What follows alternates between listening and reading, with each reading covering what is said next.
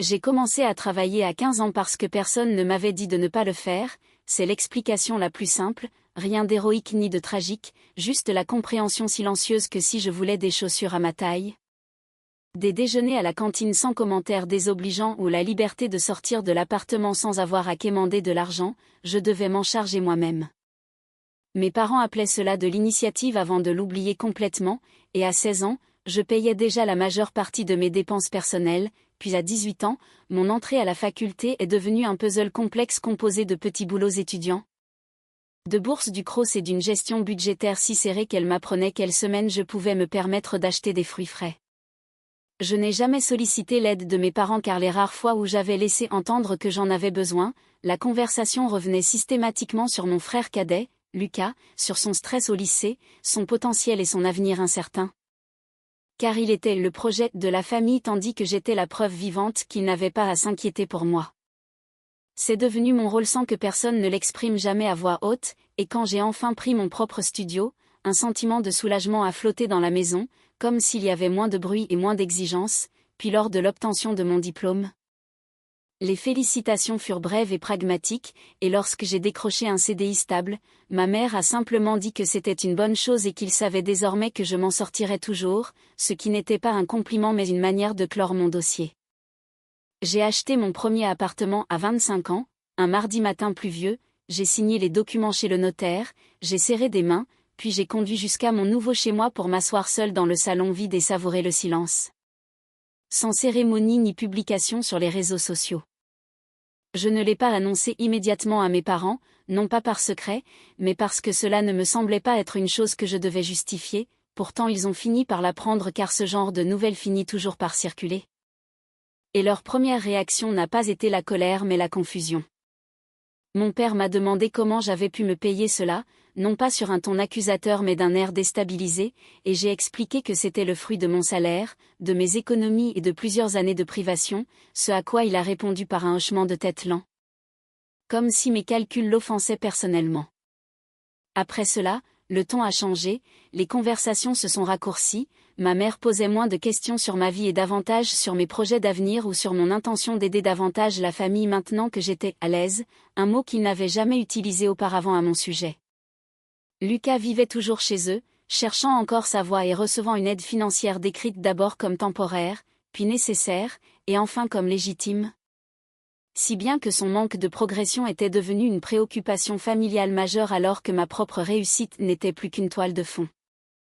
J'ai commencé à remarquer des petites phrases insidieuses nous rappelant que j'avais toujours été indépendante, que je n'avais pas besoin d'eux comme lui en avait besoin, et qu'il ne me coûterait rien de contribuer davantage à l'équilibre familial. Sans que l'on sache jamais vraiment ce que « contribuer » signifiait concrètement. L'assignation en justice est arrivée dans une enveloppe sobre, sans appel préalable ni dispute, juste des documents officiels expliquant que mes parents estimaient que j'avais bénéficié injustement des ressources familiales, qu'elles soient affectives, logistiques ou de réputation. Et que mon indépendance financière précoce avait altéré les attentes familiales d'une manière qui portait préjudice aux perspectives d'avenir de mon frère. Cette phrase, « altérer les attentes », m'a marqué car il ne prétendait pas que j'avais volé quoi que ce soit, mais il me reprochait de ne pas être restée insignifiante, et je me souviens avoir lu ce document 2 fois à ma table de cuisine, non pas par incompréhension, mais parce que le calme de la procédure me paraissait irréel.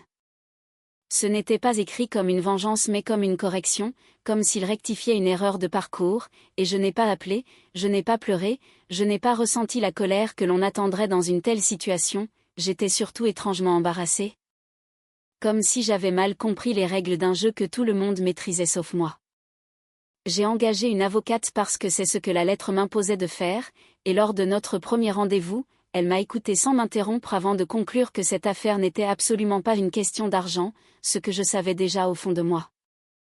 Le tribunal est un lieu plus calme qu'on ne l'imagine, sans grand discours ni drame, seulement des calendriers, des dépôts de conclusions et ce lent dépouillement du langage émotionnel jusqu'à ce qu'il ne reste que les faits juridiques. Mes parents évitaient mon regard, Lucas n'était pas présent, et leur argumentation reposait sur une idée morale déguisée en concept juridique. Prétendant que ma réussite en autonomie avait rompu l'équilibre familial et privé indirectement mon frère d'un soutien qu'il aurait pu recevoir plus efficacement si j'avais été moins performante. C'était un raisonnement qui aurait pu paraître presque logique si l'on croyait que l'équité signifiait le nivellement par le bas, mais mon avocate a démonté cette thèse sans jamais élever la voix en présentant mes fiches de paie. Mes relevés bancaires et la preuve que je n'avais jamais reçu d'aide financière au-delà de ce à quoi tout enfant mineur a légalement droit. Elle a prouvé que l'achat de mon appartement n'impliquait aucun actif familial, aucune garantie ni aucune influence de leur part, puis est arrivé le moment où tout a basculé lorsque le juge a marqué une pause.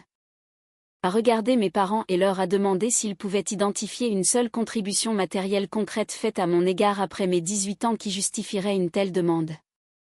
Il y a eu un long silence pesant durant lequel ma mère a ouvert la bouche avant de se raviser, puis mon père a fini par dire qu'il m'avait soutenu durant ma croissance, ce à quoi le juge a répondu par un hochement de tête en précisant que l'éducation n'était pas une dette remboursable. L'affaire a perdu tout son sens en un instant et a été classée sans suite, professionnellement, sans commentaire sur les motivations profondes ni sermon, juste avec l'autorité tranquille d'un système qui ne se soucie pas des récits familiaux complexes.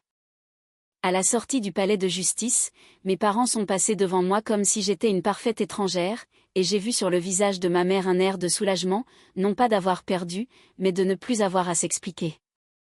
C'est à ce moment-là que j'ai enfin compris qu'ils ne m'avaient pas poursuivi en justice parce que j'avais gâché les chances de mon frère, mais parce que ma vie était la preuve que l'histoire qu'ils avaient construite autour de lui n'était pas la seule trajectoire possible. Ce qui les rendait complices de son échec. Nous ne nous parlons plus aujourd'hui, ni de manière formelle ni dramatique, il n'y a pas eu de rupture explosive, juste un effritement progressif des contacts jusqu'à ce qu'il ne reste plus rien de substantiel entre nous. Je vis toujours dans mon appartement, je continue de travailler et de prendre soin de moi, et parfois je repense à la jeune fille de 15 ans que j'étais en me demandant si j'aurais agi différemment si j'avais su que l'indépendance coûterait ce prix-là. Je ne le pense pas, car la vérité est que je n'ai pas abandonné ma famille, j'ai simplement arrêté de jouer le rôle qui exigeait que j'échoue en silence pour que quelqu'un d'autre puisse se sentir exister.